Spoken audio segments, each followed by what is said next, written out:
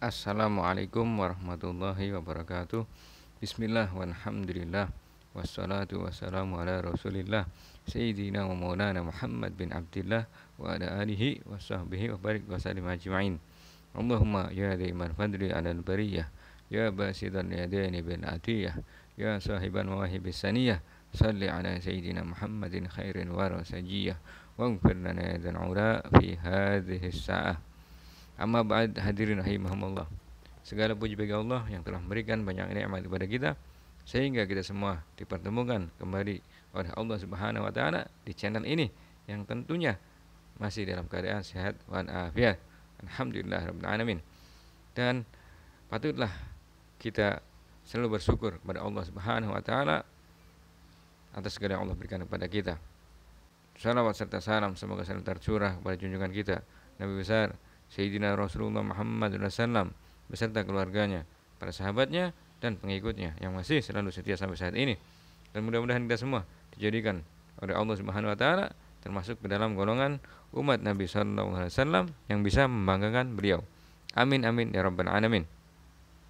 Kita akan membahas sifat ikhlas ya. Ini ilmu Allah yang paling tinggi setelah sabar, maka akan naik ke derajat ke tingkat ikhlas. Level ikhlas ini memang susah ya. Jadi ikhlas itu ketika menyembunyikan amal soleh sebagaimana menutup rapat keburukan. Kemudian ikhlas itu ketika meniatkan seluruh ibadah hanya untuk Allah Jalla Jalaluh, sehingga tidak bangga akan pujian dan tidak peduli pada kecaman. Berikutnya, ikhlas itu ketika dapat menolong sesama namun tidak mengharap balasan. Itu ilmu ikhlas. Kemudian ikhlas itu ketika mampu berbagi rezeki meskipun dalam keadaan terhimpit.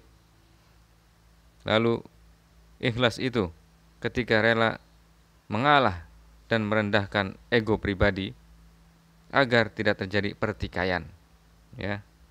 Kemudian ikhlas itu ketika tersenyum melihat orang lain bahagia walaupun kita sedang berduka ya. Berikutnya, ikhlas itu ketika harus melepaskan sesuatu demi kebaikan bersama sekalipun kita yang terluka. Top ya ilmu ikhlas ini. Ikhlas itu ketika dihujani kata-kata yang menyakitkan tetapi malah membanjirinya dengan doa kebaikan. Luar biasa. Lalu ikhlas itu ketika mampu memaafkan tanpa perlu mengingatnya lagi dengan kebencian.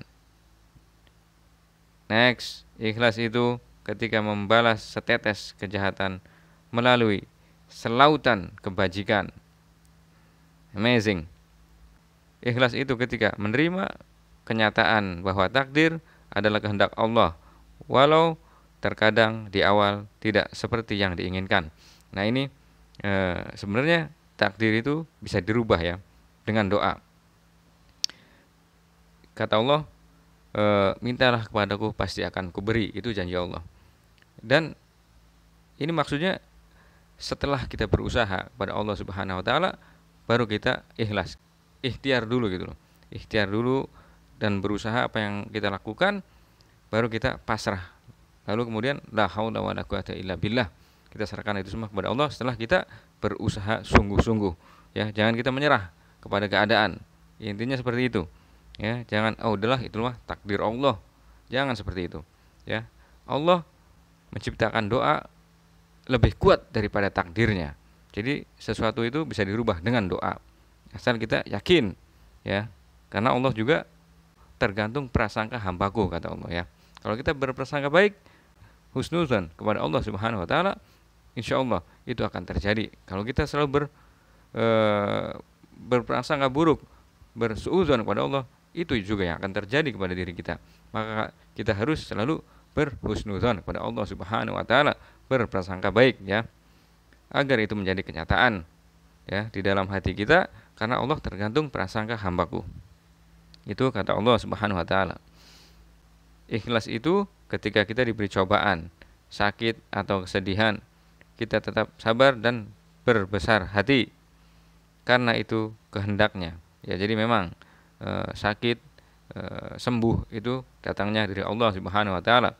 Jadi harus kita sama-sama kita terima, kita sama-sama syukuri ya. Jangan pas kita sehat kita sudah tidak bersyukur, pas kita sehat, pas sakit kita biasanya selalu mengingat Allah. Ya Allah kalau sakit kan. Ya, jadi itu kalau sakit dan kesedihan itu untuk menghapus dosa-dosa kita dan mengangkat derajat kita jika kita lulus ujian dari Allah tersebut ya. Ya, ikhlas itu memang seperti surat Al-Ikhlas ya enggak. Tidak ada kata ikhlas pada ayatnya. Tidak terlihat, tidak tergambarkan, tidak terdengar dan tidak terdefinisi ya. Karena ikhlas hanya akan terasa di lubuk hati seseorang yang sangat memahaminya ya. Mudah-mudahan Allah Subhanahu wa taala memberikan kita banyak kemudahan untuk menguasai salah satu ilmu tersulit dalam kehidupan, yaitu keikhlasan ya. Itu saja yang dapat Anda sampaikan, semoga bermanfaat. Kurang lebihnya Anda minta maaf. Kita mumpung masih di bulan Ramadan, kita bacakan dulu qasidah tentang keagungan bulan Ramadan ya. Syairilah ya Ramadan, syairilah ya Ramadan, syairilah ya Ramadan bil qabul wal ghufran. Ya Hannan ya Mannan ya Qadim al ihsan, bahru judik malian judlana bil ghufran. جد لهذا الإنسان عبد سوء خزيان من ذنوبه وحلان خائفين غضبان ربنا نستعفيك ربنا نسترضيك ولنا ظن فيك يا رجاء الإيمان لا تخيب راجي تحت بابك لاجي لم يزال في الداجي قائلا يا حنان بالنبي الأمي وخديجة أمي والبتول الختمي سيدات النسوان والصلاة دائم على النبي ابن هاشم الدمان هو قائم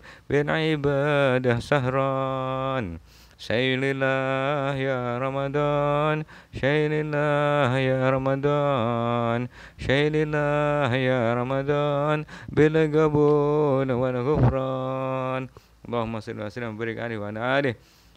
Wassalamualaikum warahmatullahi wabarakatuh.